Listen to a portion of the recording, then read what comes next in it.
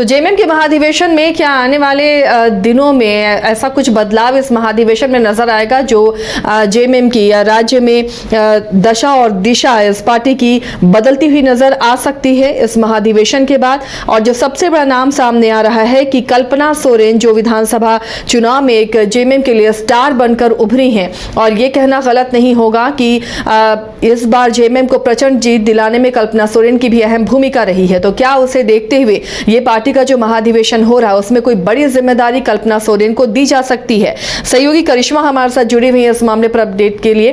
करिश्मा, अब जेएमएम का महाधिवेशन जिस पर नजर टिकी हुई है, देखिए इससे पहले भी दूसरी पार्टियों से लोग शामिल हो रहे हैं जेएमएम में, उन सब के बीच में, इस शक्ति प्रदर्शन के बीच में बड़ा सवाल यह है कि इस महाधिवेशन में किस किस की भूमिका में बड़ा बदलाव दिखेगा? क्या कल्पना सोरेन को पार्टी बड़ी जिम्मेदारी दे सकती है?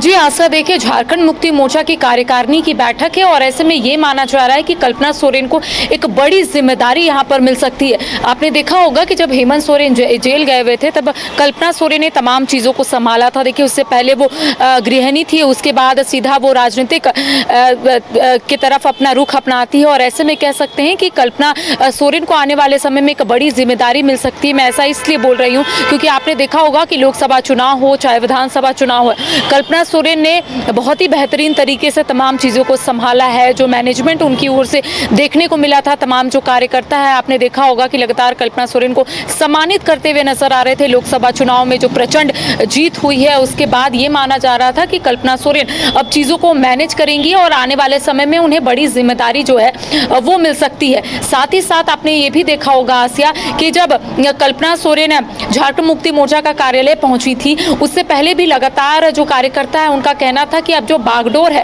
वो कहीं ना कहीं कल्पना सोरेन के हाथों में आ गया और कल्पना सोरेन एक एक कार्यकर्ताओं से 1-to-1 बातचीत भी कर रही थी जब लोकसभा का चुनाव था। देखिए विधानसभा का चुनाव में भी कल्पना सोरेन ने बेहतरीन कार्य किया, अच्छा प्रदर्शन हुआ और प्रचंड जीत जो है वो यहाँ पर झारखंड मुक्ति मोर्चा को मिला। लेकिन इस बीच देखिए आपने ये भी देखा होगा कि जब विपक्ष का बहुत बड़ा आपने देखा होगा एक आयोजन हुआ था, चाहे हम दिल्ली की बात कर लेंगे या फिर महाराष्ट्र की, तो वहां पर भी कल्पना सोरेन पहुंचती है। बहुत कॉन्फिडेंस भी नजर आई थी आसिया उस वक्त और लगातार अपनी बात जो है वो जनता के बीच रखने की कोशिश कर रही थी कि आखिर किस तरीके से वो आने वाले समय में कार्य करेंगी और कैसे वो तमाम चीज़ों को मैनेज कर रही हैं। जब खुद हेमंत सोरेन जेल गए हुए थे तो कल्पना सोरेन उतनी मंझी हुई नहीं थी, यानी कि कह सकते हैं उन्हें कुछ आइडिया नहीं था कि आखिर पार्टी को कैसे चलाना है, आखिर किस तरीके से कार्यकर्ताओं से मिलना है, कैसे उन्हें तमाम मूल मंत्र देने हैं। लेकिन लोकसभा चुनाव में जब उन्हें एक मंच मिला, अपनी बात उन्होंने साझा की। इस बीच वो रो भी रही थी और उनका कहना था कि अब वो तमाम परिस्थितियों से निपटने के लिए तैयार है, अब वो बहुत स्ट्रांग हो चुकी है और उस वक्त भी उनका जो आत्मविश्वास है वो काफ़ी था। आपने देखा होगा आसिया कि लगातार उनका यही कहना था कि अब वो अच्छे से तमाम चीज़ों को आगे लेकर जाएगी। तो ऐसे में ये कहना गलत नहीं होगा और ये भी कह सकते हैं आसिया कि वो डिजर्व भी करती है जिस तरीके से उन्होंने कमान संभाला, जिस तरीके से उन्होंने तमाम कार्यकर्ताओं को इंटैक्ट किया, एक साथ उन्हें रखने की कोशिश की, जो झारखंड मुक्ति मोर्चा का विजन है वो लगातार पहुंचाने की कोशिश की। इस बीच जब वो सदन पहुंची तो सदन में भी जो झारखंड मुक्ति मोर्चा का विजन है, जो मुद्दा है, उन तमाम मुद्दों को कहीं ना कहीं सदन के पटल पर प्रमुखता से रखती हुई नजर आ रही थी।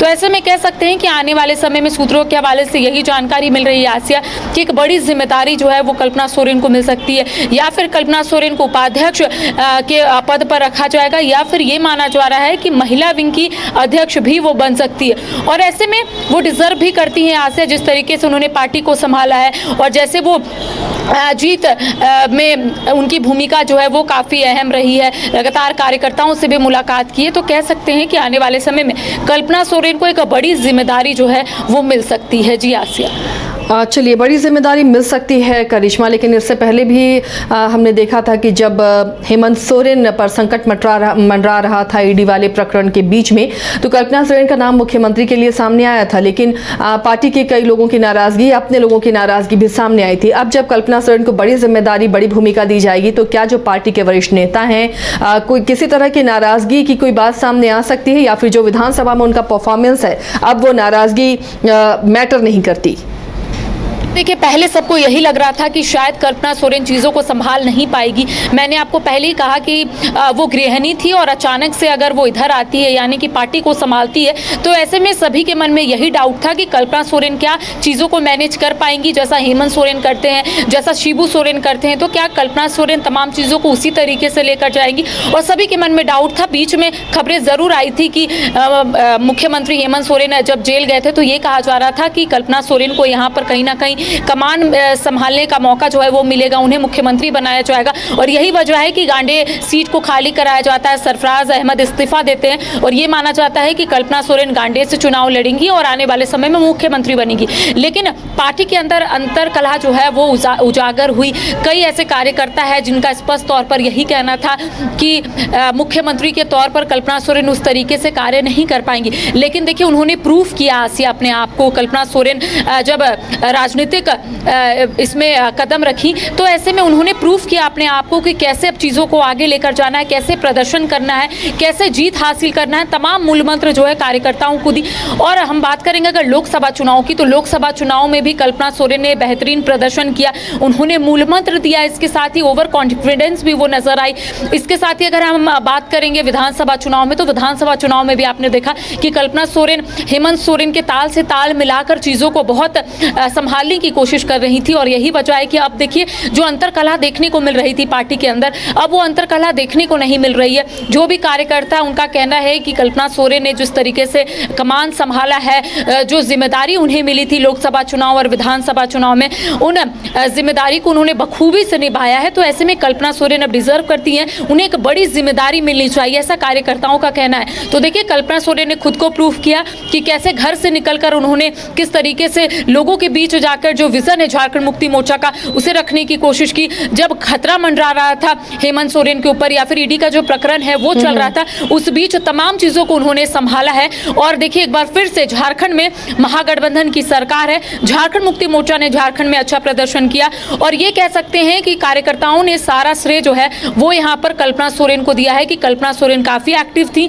कल्पना सोरेन तमाम कार्यकर्ताओं को मूल मंत्र भी दी और ऐसे में कल्पना सोरेन आने वाले समय में अच्छा कार्य भी करेगी, ऐसा कार्यकर्ताओं का कहना है। तो अब देखिए, आने वाला समय बताएगा कि आखिर पार्टी की ओर से क्या निर्णय लिया जाएगा। लेकिन ये कहा जा रहा है कि जो कार्यकारिणी की बैठक है आसिया, उसमें कहीं ना कहीं कल्पना सोरेन को एक बड़ी जिम्मेदारी मिलेगी और वो डिजर्व भी करती है जिस तरीके से उन्होंने प्रदर्शन किया है। जी चलिए, शुक्रिया करिश्मा इस तमाम जानकारी के लिए। तो अब देखना होगा इस जेएमएम के महाधिवेशन में इस कार्यकारिणी की जब समिति होती है तो कल्पना सोरेन को क्या बड़ी भूमिका मिलती है, क्योंकि विधानसभा चुनाव में इस प्रचंड बहुमत में उनकी हिस्सेदारी रही है और खुद भी उन्होंने गांडे विधानसभा सीट से अपना चुनाव जीता। और प्रचार जिस तरह से उन्होंने किया पूरे विधानसभा चुनाव के दौरान पार्टी के लिए, वो काफ़ी उसकी प्रशंसा हुई है। जिस तरह से उन्होंने चुनावी मैदान में अपने आप को दिखाया है, निखारा है, तो ये माना जा सकता है कि बड़ी भूमिका कल्पना सोरेन को इस बैठक में दी जा सकती है।